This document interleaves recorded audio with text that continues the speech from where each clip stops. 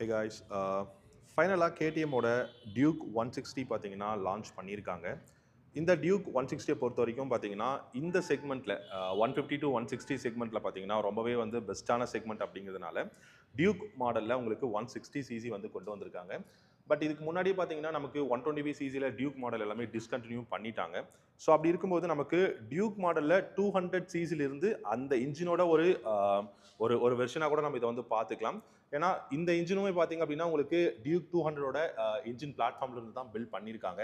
So இந்த bolt on சப்ஃப்ரேம்ஸ் எல்லாமே பார்த்தீங்கனாலே நல்லாயிருக்கும். ஸோ அண்ட் இந்த பைக்கோட இன்ஜினை பொறுத்த வரைக்கும் 160 சிசி சிங்கிள் சிலிண்டர் இன்ஜின் தான் வந்து கொடுத்துருக்காங்க.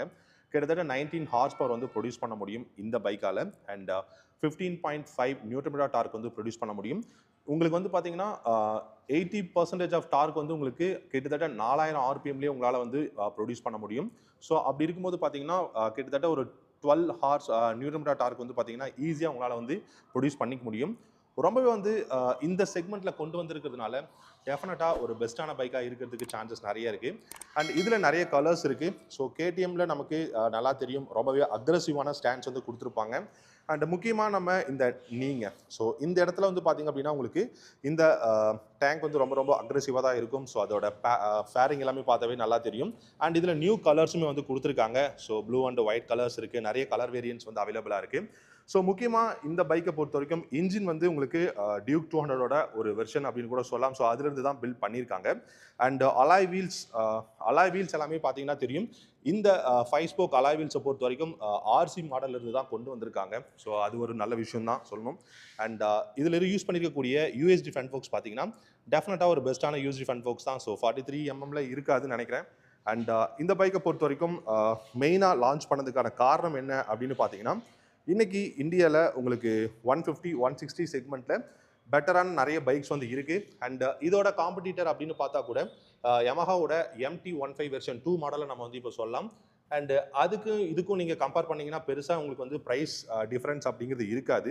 பட் என்னை பொறுத்த வரைக்கும் இந்த பைக்கை பொறுத்த வரைக்கும் பார்த்தீங்கன்னா நிறைய நிறைய விஷயங்கள் வந்து பெஸ்ட்டாக கொண்டு வந்திருக்காங்க. ஃபார் எக்ஸாம்பிள் உங்களுக்கு பில்டு குவாலிட்டியாக இருக்கட்டும், அண்ட் எல்சிடி டிஜிட்டல் கன்சோலாக இருக்கட்டும், அண்ட் ஸ்விட்ச் கியர்ஸ். ஸோ இந்த ஸ்விட்ச் கியர்ஸ் வந்து பார்த்தீங்கன்னா 390 டியூக் 3rd ஜெனரேஷன் மாடல் இருந்து இந்த பைக்குக்குமே வந்து கொண்டு வந்திருக்காங்க. ஸோ இதோட ஸ்விட்ச் கேஸ் எல்லாமே பார்த்தீங்கன்னா ரொம்ப நல்லா இருக்கு. அண்ட் முக்கியமான விஷயம் இதோட கிளஸ்டர் அப்படின்னு சொல்லலாம். ஸோ இந்த கிளஸ்டரை பொறுத்த வரைக்கும் பார்த்தீங்கன்னா உங்களுக்கு பெஸ்ட்டான கிளஸ்டர். ஸோ எல்லா விஷயங்களும் உங்களால் வந்து பார்த்துக்க முடியும். ஸோ நேவிகேட் பண்ணணும் அப்படின்னா இந்த ஸ்விட்ச் கியர்ஸ் வந்து ரொம்ப ப்ரீமியமாக இருக்குது. இப்போ டியூக் மாடலில் மட்டும் இல்லாமல் எல்லா கேடிஎம்மோட பைக்ஸ்க்கும் வந்து கொண்டு வந்திருக்காங்க. ரொம்ப பெஸ்ட்டான ஒரு கிளஸ்டராக இருக்குது. அண்ட் இதோட ஹேண்டில் பார் அப்படிங்கிறதும் பார்த்தீங்கன்னா ரொம்ப வைடான ஹேண்டில் பார்ஸ் தான் வந்து கொடுத்துருக்காங்க. ஸோ இதில் வந்து உங்களுக்கு ஹேண்டில் பார் அப்படிங்கிறது ரொம்ப ரைஸ்டாக இருக்குது. அண்ட் ரொம்ப வைடாக வந்து கொடுத்துருக்காங்க. அண்ட் பெட்டரான ஒரு ட்ராக்டபிலிட்டி அப்படிங்கிறது ஒன்று இருக்கும் அப்படின்னு நான் நினைக்கிறேன். ஸோ இதில் உங்களுக்கு வந்து சீட்டோட ஹைட் அப்படின்னு பார்த்தீங்கன்னா 815 mm வந்து சீட்டோட ஹைட் வந்து கொடுத்துருக்காங்க. இதோட சேசஸ் அப்படின்னு பார்க்கும்போது உங்களுக்கு வந்து ட்ரீல்ஸ் ஃப்ரேம் தான் யூஸ் பண்ணியிருக்காங்க. வித் போல்ட் ஆன் சப்ஃப்ரேம்ஸோட வந்து கொடுத்துருக்காங்க. அண்ட் இந்த பைக்கில் நான் முன்னாடி சொன்ன மாதிரி உங்களுக்கு வந்து 5 ஸ்போக் அலாய் வீல்ஸ் அது வந்து உங்களுக்கு ஆர்சிலேருந்து அப்படியே கொடுத்துருக்காங்க. அண்ட் டயர்ஸுமே பார்த்தீங்கன்னா ரொம்ப நல்ல ரேடியல் டயர்ஸ் தான் அவைலபிளாக இருக்குது. MRFலேருந்து கொடுத்துருக்காங்க. ஸோ நீங்கள் பார்த்தீங்கனாலே தெரியும் எந்த அளவுக்கு ஒரு பெஸ்ட்டான டயர்ஸ் அப்படிங்கிறது. அண்ட் இதில் உங்களுக்கு நான் சொன்ன மாதிரி இந்த டிஸ்க் பிரேக் அப்படிங்கிறது பார்த்தீங்கன்னா 230 mm ரியரில் கொடுத்துருக்காங்க. பிரம்போல இருந்து தான் உங்களுக்கு வந்து பிரேக்ஸ் அப்படிங்கிறது வந்து கொடுத்துருக்காங்க, பார்த்தா தெரியும். அண்ட் இதில் வந்து உங்களுக்கு பெஸ்ட்டான விஷயம் என்னென்னா ஏபிஎஸ் வந்து உங்களால் ஆஃப் பண்ணிக்க முடியும் ரியரை பொறுத்த வரைக்கும். ஸோ ரியரில் உங்களால் ஏபிஎஸ் ஆஃப் பண்ணிட்டீங்க அப்படின்னா மேபி ஸ்டண்ட் இந்த மாதிரியான விஷயங்களெல்லாம் உங்களால் பண்ணிக்க முடியும். இதில் பார்த்தீங்கன்னா உங்களுக்கு வந்து எக்ஸாஸ்ட் அப்படிங்கிறது வந்து அண்டர்பில் எக்ஸாஸ்ட் வந்து கொடுத்துருக்காங்க.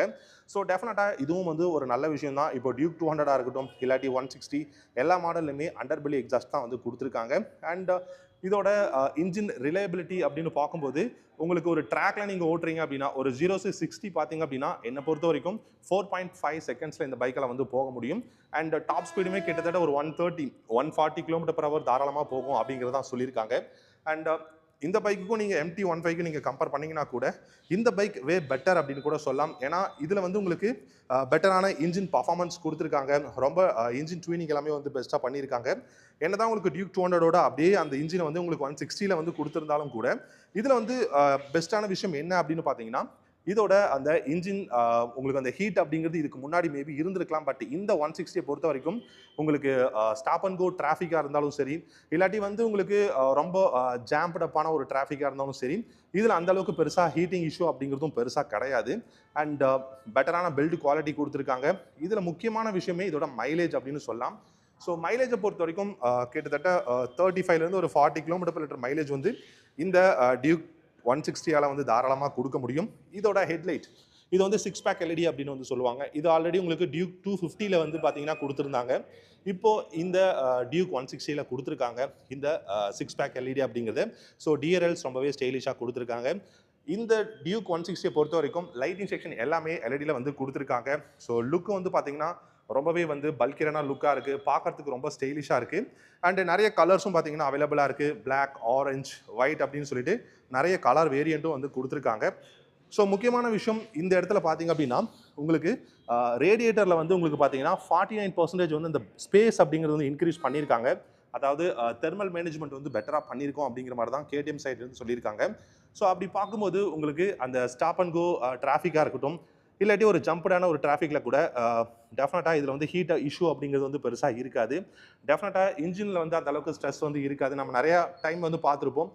டியூக் 250 இருக்கட்டும், இல்லை 200 எல்லாமே உங்களுக்கு ஒரு ஒரு லாங் ரன்னில் உங்களுக்கு டெஃபினட்டாக ஹீட் அப்படிங்கிறது வந்து வரும். பட் இந்த 160 பொறுத்த வரைக்கும் பெட்டரான தெர்மல் மேனேஜ்மெண்ட் வந்து பண்ணியிருக்கிறதுனால டெஃபினட்டாக இந்த பைக்கோட இன்ஜின்லேருந்து உங்களுக்கு ஒரு நல்ல பவர்ஃபுல்லான ஒரு விஷயம் வந்து உங்களால் வந்து பார்க்க முடியும். அண்ட் அதே மாதிரி பார்த்தீங்கன்னா இதில் உங்களுக்கு பெஸ்ட்டான விஷயம் உங்களுக்கு ரியரில் இருக்கக்கூடிய மோனோஷாக் சஸ்பென்ஷன் தான். இதுவுமே வந்து பார்த்திங்க அப்படின்னா WP அபெக்ஸ்லேருந்து தான் கொடுத்துருக்காங்க. பெட்டரான விஷயம் இதோட பில்டு குவாலிட்டி. ஸோ நம்ம கேடிஎம்மில் நிறைய பைக்ஸை பார்த்துருக்கோம். பட் அதை விட பார்த்திங்கன்னா இந்த டியூக் 160 பொறுத்த வரைக்கும் ஒரு மிட் ரேஞ்ச், ஒரு என்ட்ரி லெவல் நேக்கட் பைக்காக இருந்தாலும் ஒரு பெஸ்ட்டான ஒரு பைக் அப்படின்னே சொல்லலாம். ரியரில் பார்த்தீங்கன்னா தெரியும், இதோட சைன்ஸ் எல்லாமே பார்த்தீங்கன்னா ரொம்ப நல்லா கொடுத்துருக்காங்க. அண்ட் ரியர் டயரும் வந்து பெஸ்ட்டாக இருக்குது. அண்ட் டயர் ஹக்கர்ஸ் ஸோ ரியரில் வந்து பெஸ்ட்டாக தான் கொடுத்துருக்காங்க. பில்டு குவாலிட்டி ரொம்ப நல்லா இருக்குது. அண்ட் இதோட tail section, so tail section ஆப்வியஸாக வந்து கேடிஎம்மோட அவங்க சிக்னேச்சரான அந்த ஒரு கேடிஎம்மோட டெயில் செக்ஷன் தான் கொடுத்துருக்காங்க. அண்ட் எல்இடி இண்டிகேட்டர்ஸ் தான் ரியர்லையுமே இருக்குது. அண்ட் ஓவராலாக இந்த டியூக் 160 பொறுத்த வரைக்கும் டெஃபினட்டாக ஒரு பெஸ்ட்டான பைக்காக இருக்குங்க. உங்களுக்கு மைலேஜும் கிட்டத்தட்ட 40 km/லிட்டர் வந்து மைலேஜும் கொடுக்க முடியும். அட் த சேம் டைம் பார்த்தீங்கன்னா ப்ரைஸுமே 1,85,000 எக்ஸ்ஷோரூம் ப்ரைஸில் தான் லான்ச்சும் பண்ணியிருக்காங்க. அண்ட் நிறைய வேரியன்ட்ஸும் அவைலபிளாக இருக்குது. அண்ட் அதே மாதிரி ட்ராக்டபிலிட்டி நல்லா இருக்குது. உங்களுக்கு பார்த்தீங்க அப்படின்னா இன்ஜினோட பர்ஃபார்மன்ஸ் அண்ட் தென் உங்களுக்கு கம்ஃபர்டபுளாகவும் இருக்கும். அண்ட் கேடிஎம்மை பொறுத்த வரைக்கும் ரொம்ப எங்கேஜான ஒரு ரைடு தான் கொடுக்கும். ஸோ நீங்கள் அந்த ரைடிங் எர்கனாமிக்ஸ் பார்த்தீங்கனாலே தெரியும். ஸோ ரைடிங் எர்கனாமிக்ஸ் அப்படிங்கிறதும் பார்த்தீங்கன்னா ரொம்ப எங்கேஜாக தான் நீங்கள் இருக்க முடியும். ஏன்னா அதோட ஃபியூல் டேங்கோட அந்த ஒரு எர்கனாமிக்ஸ் அப்படிங்கிறதும் இருக்குது. ஸோ பெஸ்ட்டாக கொடுத்துருக்காங்க. ஸோ இதோட பில்டு குவாலிட்டி எல்லாமே ரொம்ப எக்ஸலண்ட்டாக இருக்குன்னு தான் சொல்லணும். And billion seat, so billion seat பார்த்தீங்கன்னா இதுக்கு முன்னாடி இல்லை இப்போ இருக்கிற 160 நீங்கள் கம்பேர் பண்ணும்போது 10% ரொம்ப ரூமியாக கொடுத்துருக்கோம் அப்படிங்கிற மாதிரி சொல்லியிருக்காங்க. ஸோ பார்த்தாலும் கொஞ்சம் பெரிய பில்லியன் சீட் மாதிரி தான் இருக்குது. அண்ட் சீட்டோட ஹைட்டுமே 815 mm கொடுத்துருக்கிறதுனால ரைடர் அண்ட் பில்லியன் வந்து ரொம்ப கம்ஃபர்டபுளாக ரைட் பண்ண முடியும். And single piece grab rails பார்த்தீங்கன்னா 2 பக்கமும் கொடுத்துருக்காங்க. அண்ட் உங்களுக்கு பில்டு குவாலிட்டியாக இருக்கட்டும், அண்ட் ஆரஞ்சு கலர் நம்ம கேடிஎம்மோட சிக்னேச்சர் கலர் அப்படின்னு சொல்லலாம். ஸோ அந்த கலராக இருக்கட்டும் எல்லாமே பெஸ்ட்டாக டியூக் 160ல கொடுத்துருக்காங்க. அண்ட் 3rd ஜெனரேஷன் ஸ்விட்ச் கியர்ஸ் கொடுத்துருக்காங்க. அண்ட் உங்களுக்கு பெஸ்ட்டான விஷயம் இதோட மைலேஜ் அண்ட் உங்களுக்கு இந்த பைக்கோட இன்ஜின் அப்படின்னு சொல்லலாம். ஸோ ஒரு ஸ்டாப் அண்ட் கோ டிராஃபிக்கில் உங்களுக்கு நீங்கள் யோசிக்கிறது வந்து ரொம்ப ரிவ் எந்தூசியாஸ்டாக இருந்தீங்க அப்படின்னா டெஃபினட்டாக உங்களுக்கு லோ எண்ட் ஆர்பிஎம்மில் கூட பைக்கோட அந்த பர்ஃபார்மன்ஸ் அப்படிங்கிறது கண்டிப்பாக குறையாது. ஏன்னா அந்த அளவுக்கு உங்களுக்கு தெர்மல் மேனேஜ்மெண்ட் சிஸ்டமாக இருக்கட்டும், இல்லாட்டி இன்ஜினில் உங்களுக்கு சில விஷயங்களாக இருக்கட்டும் எல்லாமே பெஸ்ட்டாக வந்து பண்ணி கொடுத்துருக்காங்க. ஸோ டெஃபினட்டாக இந்த பைக் இந்த ப்ரைஸ் ரேஞ்சில் டெஃபினட்டாக நம்ம கம்பேர் பண்ணுறது வந்து MT-15யோட Yamaha பைக்ஸ் நம்ம வந்து கம்பேர் பண்ணலாம். அப்படி கம்பேர் பண்ணால் கூட நிறைய விஷயங்களில் பெட்டராக இந்த டியூக் 160 வந்து இருக்குது. ஏன் அப்படின்னு கேட்டிங்கன்னா இந்த செக்மெண்ட் இன்னைக்கு இந்தியாவில் பார்த்தீங்கன்னா 160, 150 செக்மெண்ட் வந்து ரொம்ப பெஸ்ட்டாக போய்கிட்டு இருக்கு. ஸோ அதில் KTM 125 வந்து டிஸ்கண்டினியூ பண்ணதுக்கப்புறமா இந்த 160 செக்மெண்ட் கண்டிப்பாக பெஸ்ட்டாக போகும். அதுக்காக நிறைய விஷயங்கள் பெஸ்ட்டாக வந்து பண்ணியிருக்காங்க. பில்டு குவாலிட்டியிலேருந்து அதுக்கப்புறம் இன்ஜினோட பர்ஃபார்மன்ஸ் டெஃபினட்டாக பெஸ்ட்டாக இருக்கும். ப்ரைஸுமே ரொம்ப ரொம்ப காம்படிட்டிவான ப்ரைஸ் தான் கொடுத்துருக்காங்க. டெஃபினட்டாக என்னை பொறுத்த வரைக்கும் இந்த டியூக் 160 மாடல் இந்த 2025ல லான்ச் ஆன பைக்ஸில் டெஃபினட்டாக ஒரு வேல்யூ ஃபார் மணி அண்ட் பெஸ்ட்டான பைக் அப்படின்னு கூட சொல்லுவேன். ஸோ எனக்கு ரொம்ப ஒரு ரேஸ் எந்தூசியாஸ்டாக நான் இருக்கேன். இல்லாட்டி எனக்கு ரொம்பவே வந்து ஒரு பெஸ்ட்டான பைக் இந்த 160 செக்மெண்ட்டில் அண்டர் 2 lakh rupeesல வேணும் அப்படின்னா டெஃபினட்டாக இந்த டியூக் 160 மாடலை நீங்கள் வந்து கன்சிடர் பண்ணி பார்க்கலாம்.